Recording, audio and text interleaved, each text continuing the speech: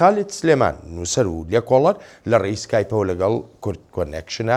کاک خالد سوپاس بۆ ئامادەبوونت. یەکەم پرسیاریشم ئەوەیە لە کاتێکدا ڕێکخراوە مرۆڤایەتیە نێونەتەوەیەکان و خۆجێیەکانیش بە نیگەرانیەوە لە زیانە گیانیەکانی خەڵکی سیڤیل دەڕوانن، ئایا ئەم شەڕی ئێستا بۆ لە ناوبردنی تێرۆریزم بەبێ زیانی خەڵکی سیڤیل دەبێ؟ بەڕاستی یعنی ئەمە پرسیارێکی گرانە، چونکە ئەم شەڕەکە لە ناو شارێک هەیە، شاری مووسڵە، بە تایبەتیش لە شوێنێک هەیە، شوێنە کۆنەکانی مووسڵ کە شوێنە دێرین مێژوویەکانی مووسڵ کە ماڵەکان زۆر نزیکن لەیەکەوە، گەڕەکەکان زۆر تەسکن، خەڵکێکی زۆری سڤیلی تایە، داعش لەو شوێنایە خۆی شاردووەتەوە. ئەمە پرسیارێکی زۆر گرانە بڵێن شەڕەکە بەبێ ئەوەی زیان لە ناو هاوڵاتیانی سڤیلە هەبێت شەڕەکە کۆتایی پێبێت. بەڵام لە هەمان کاتە ئەمە مبەرڕێکی نەئەخلاقی و نەسیاسی هەیە بۆ ئەوەی بڵێن کە شەڕە با خەڵکیش لە ناو بچێ، خەڵکی سڤیلیش لە ناو بچێ. ئەمە بەرپرسیارەتێکی گەورەی هێزە هاوپەیمانەکانە، هاوپەیمانێتی نێودەوڵەتیە و هەروەها بەرپرسیارەتێکی گەورەی هێزەکانی سوپای عێراق و هێزەکانی ئاسایشە لە پاراستنی گیانی هاوڵاتیانە. ئێستا هەندێک لە سەرکردە لەشکریەکان ینی لۆمەی ئەم زیانە گیانیانەی خەڵکی سڤیل لە ئەستۆی ڕێکخراوە تێرۆریستیەکەی دەوڵەتی ئیسلامی دەنێن. بەڕای جەنابەت ئەمە لە لای خەڵک پاساوێکی گونجاوە؟ لە هەموو حاڵەتێکە بڵێ داعش بەرپرسیاری گەورەیە، بەرپرسیاری یەکەم و گەورەترین بەرپرسیارە لەم مەسلەیە. ئەمە شتێکە بەڕاستی حتا تەنانەت پێم وایە گفتوگۆشی لەسەر ناکرێت، چونکە ئەوە داعش بوو شارەکەی داگیر کرد، ئەوە شاعر داعش بوو خەڵکی کردووە بەڕێهێنا، ئەوە داعش بوو خەڵک بەکارهێنێت بە هەموو شێوەیەک بۆ مەبەستی سەربازی و سیاسی و ئایدۆلۆژی و بە هەموو شێوەیەک.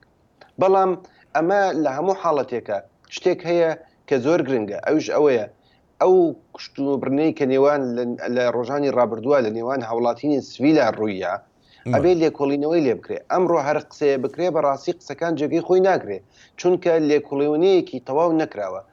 دوێنێ ئەمڕۆ هیومان ڕایتس وۆچ باسی ئەوە کە ڕێگەیان پێ نادرێ بچن لێکۆڵینەوە بکەن.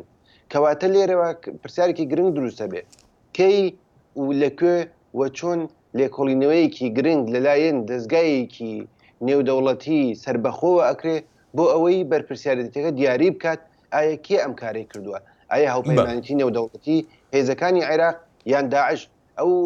ئەو قسەی بەرپرسە ئەمریکەکەش پێم وایە شتێکی دوور نییە کە داعش خۆی هەڵسابێ بۆم کارە. بەڵێ کاک خالید بۆ خۆت دەزانی لە ئۆپەراسیۆنی ئازادکردنی مووسڵا بێژگە لە لەشکری عێراقی لە ئێستادا هێزەکانی حەشدی شعبیش لەوێن پاراستنی مافەکانی مرۆڤ لە کاتی شەڕدا، ڕێگەگرتن لە کوژرانی خەڵکی سیڤیل و زیانی گیانی لە خەڵکی سیڤیل لە ئەستۆی کامیانە زیاتر؟ لە ئەستۆی بەڕاستی هەموو لایەکایە. طبعاً ئێمە باس لێرە هێزی بەرامبەر بڵێن هێزی داعش ئەوە بە باسی پرانسیپەکانی مافیرمە لەگەڵەوەدا ناکرێت بەڕاستی. بەڵام هێزەکانی تر ئایا هێزی سوپای عێراق بێ، هێزەکانی ئاسایش بێت، وارووا هێزی حەشدی شعبیش بێت، ئەوەش بەڕاستی ئەوە ترێت یعنی زانیارەیەکی زۆر هەیە لەسەر ئەوەی بەتایبەتی ئەو هێزانەی بەتایبەتی هێزەکانی حەشدی شعبی تەجاوزێکی زۆریان کردووە لە مەسلەی پاراستنی گیان و ماڵ و ژیانی هاوڵاتیانی سڤیلە. ئەمە باسەکرێت لە میدیاکانە باسەکرێت و لە هەندێک شوێنیشە هەندێک ڕەفتار هەیە، ئەو ڕەفتارانیان زیاد لە جارێک لە زیاد لە شوێنێک بڵاو کردووەتەوە یان با بڵێن ڕەفتاریان نواندووە ڕەفتارەکان بە گوێرەی قسەی خەڵک و بە وێرەی بەڵگەنامەکان دژی مافەکانی مرۆڤ بووە. دوا پرسیارم زۆر بە کورتی لەم شەڕەدا تەکنۆلۆژیای نوێ فڕۆکەی بێفڕۆکەوان بەکاردێنرێ، لەم حاڵەتەیاندا چۆن کێ بەرپرس دەبێت لە زیانی گیانی خەڵکی سیڤیل زۆر بە کورتی تکایە؟